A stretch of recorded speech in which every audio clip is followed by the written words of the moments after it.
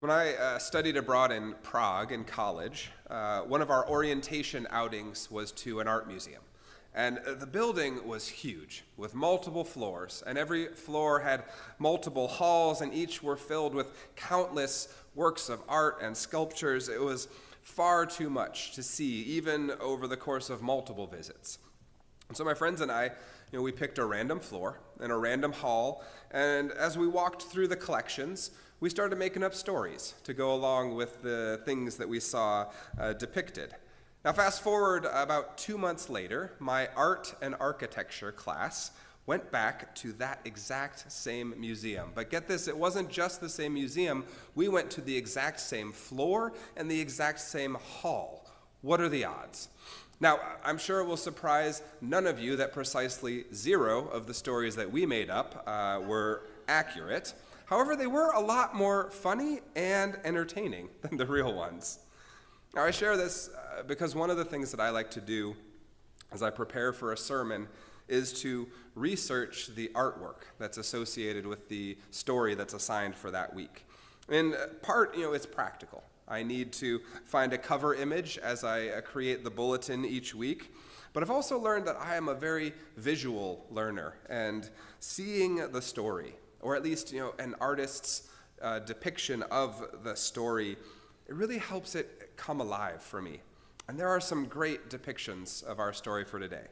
I chose the picture that's on the bulletin cover and the screens in part because of the colors. I love how the pink and the purple hues contrast against the black mourner's attire that is worn by Mary and Martha, one of whom is staring straight up, either in prayer or disbelief or shock, while the other grips tightly to both her sister and to Jesus, fixated on what is happening, unable to look away. And then there's this picture, which takes place a little bit before the main event, so to speak, and it portrays the shortest verse in the Bible. Jesus wept. And even though more modern translations have doubled the length of that verse from 2 to 4 words, we still don't let our confirmation students pick that one when they're picking a verse to memorize. Now, what's particularly striking for me in this piece are the facial expressions. You can almost hear some of the onlookers saying, "Could not he who opened the eyes of the blind man have kept this man from dying?" And then there's Jesus.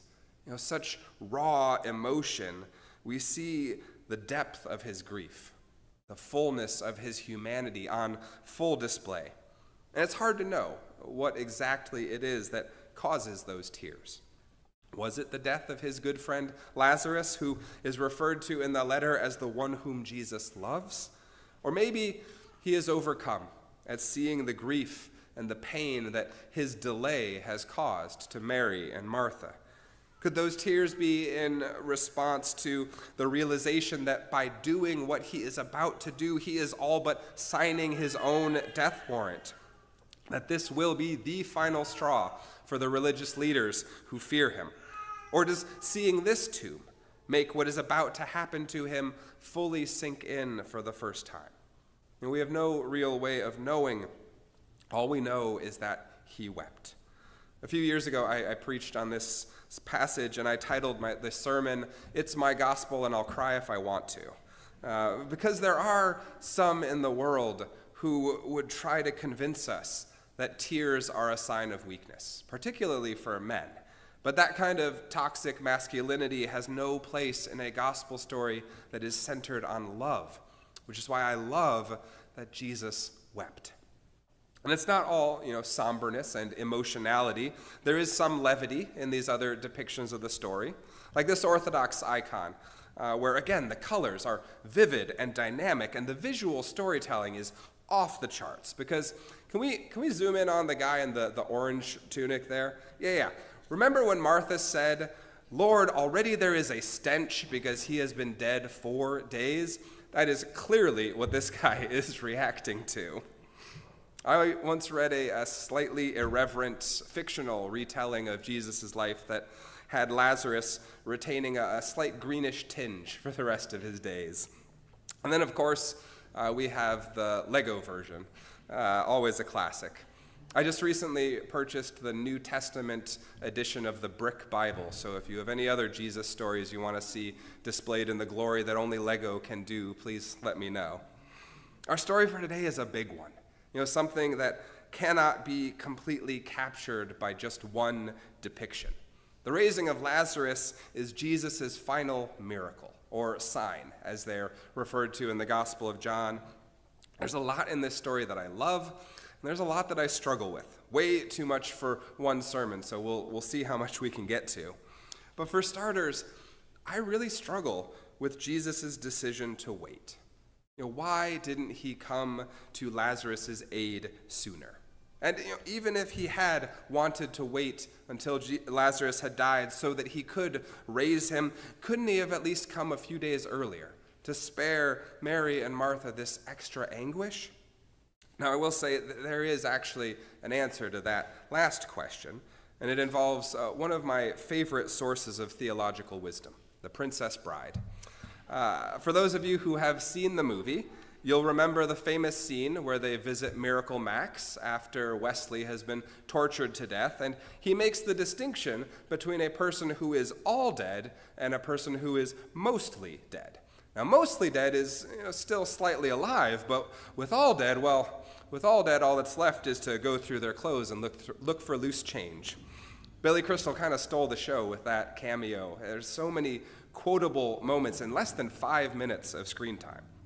But anyway, interestingly enough, the Jewish people had a similar belief when it came to the recently departed. They didn't use that exact terminology, but they believed that the soul of a person lingered near the body for 3 days, which is why it's significant that Jesus arrived on the 4th day, because on the 4th day, Lazarus would have been all dead, thus making this miracle all the more miraculous. Although I would love to meet the person who refused to be impressed by a resurrection just because the person had only been dead for 2 days as opposed to 4. Someone came up to me after and said that they had a picture of the Muppets characters up in the balcony booing the resurrection because it was only 2 days instead of 4. So, this explains part of Jesus' delay, but it still seems a little heartless of him. Yes, it all worked out in the end, and this miracle displayed the true power of the divine and brought many people to faith and helped them to better understand him. But his actions also caused many people to endure unnecessary pain and suffering. Mary and Martha, not only thought that they had lost their brother, but they spent days wondering why Jesus hadn't come sooner. Was he delayed? Had he tried to come but just wasn't fast enough? Or maybe it was that they just weren't as important to him as they thought they were. And then there's Lazarus' perspective in all this. Lazarus, who ostensibly was in heaven for 4 days, or at least 4 earth days, who knows how time works in heaven, but did he even want to come back? All of this returns us to the problem of evil, to theodicy, which we took up 2 weeks ago when Jesus healed the blind man. Now, our story for today would seem to lend credence to the "it's all a part of God's plan" perspective that many people hold. The belief that anytime we suffer or experience tragedy, it's all a part of some bigger plan that we can't quite see because of our human limitations, but one day will all make sense. I don't know about you, but I've never really liked that explanation for suffering. I've always found it to be a little hollow and devoid of the comfort that the people who think it should impart. My response is usually something along the lines of, well, if this is a part of God's plan, then God needs to make a new plan because this one kind of stinks. My perspective is that God's plan is more about finding ways to comfort and support us in the midst of tragedy and loss, helping us to squeeze out as much good as we possibly can from those terrible situations. Ours is a God of resurrection hope, after all, bringing new life to even the driest of dry bones. It's just that new life doesn't always look like it does in our story for today. I also think that it would be a mistake to generalize, how Jesus acts in this story and then apply it to all of the other tragedies in the entire world. Yes, he waits in this particular instance, but there are countless other examples where his response to pain and heartache and brokenness is immediate. And so, while this story may not satisfactorily answer that big question of why, it does do something else. It gives us permission to grieve in response to the tragedies that we endure. And as we all know, grief is a complicated and multi-layered thing. It involves more than just sadness. There's anger, confusion, resentment, loss, guilt, sometimes even feelings of joy and relief. Grief is cyclical. It sneaks up on you, it surprises you, and it is different for every single person. The grief that Mary and Martha feel in our story for today, it's palpable. Their first words when they see Jesus are accusatory. They're angry and even a little defeated. Lord, if you had been here, our brother would not have died. How many of us have said or have wanted to say something similar to God in the midst of our own grief? Lord, if you had just been here. And I love that Jesus doesn't rebuke or scold them for their words.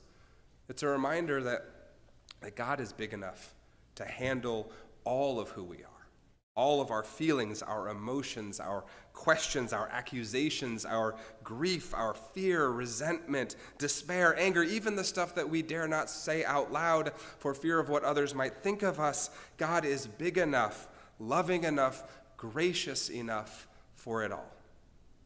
And so even though I struggle, with a lot of what happens in this story, I really love this depiction of what it means to grieve.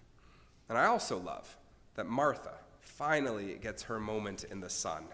If you've ever heard me preach on the other Mary and Martha story, the one where Mary chooses to sit at Jesus' feet while Martha does all of the behind-the-scenes work to make sure that her guests' needs are taken care of. And then when she gets mad at Mary, Jesus rebukes her for being worried and distracted by many things, just trivial things like making sure everyone has food. If you can't tell by my tone, I am 1,000% Team Martha on this one. Well, if Mary's shining moment is when she chose to sit at Jesus' feet, Martha gets hers in this story. Jesus proclaims to her, I am the resurrection and the life. Now, the Gospel of John makes a big deal about these I am statements, connecting them all the way back to the words that God uttered through the burning bush to Moses when he said, I am who I am, which is where referring to God as the great I am comes from. Jesus makes a number of these I am statements throughout the Gospel of John, and yet it is only Martha who responds to any of them with a statement of faith and belief. Yes, Lord, I believe that you are the Messiah, the Son of God, the one coming into the world. After having only a few encounters with Jesus, she can see and believe what most of the disciples who spend every day with him are still struggling to wrap their heads around. She stands as this remarkable witness of what it means to have faith and to believe. But it's important to note that this praiseworthy faith, her belief, doesn't mean that she understands everything perfectly. Just a few verses before, we see that she misunderstands what Jesus meant when he said her brother will rise again. A few weeks ago, Rabbi Alexis came to speak to us at our midweek gathering, and she asked us to define a number of different words, including faith and belief. And it was actually a pretty difficult exercise because, faith and belief are hard things to define. When you say, I believe something, Are you saying that you know something is true, or that you think something is true, or that you feel like something is true? And what's that based off of? We can base it off of evidence, either first or second hand, but it also comes from intuition and gut feelings. And sometimes we can be certain about our faith, the things we believe in, while at other times we might experience doubt or have questions or uncertainty. And does that negate our faith, or is it part of our faith? I could go on like this forever, but you get my point. They are really difficult concepts to nail down. And again, this gospel story doesn't shy away from the complexity. Martha's faith is not negated by her incomplete understanding.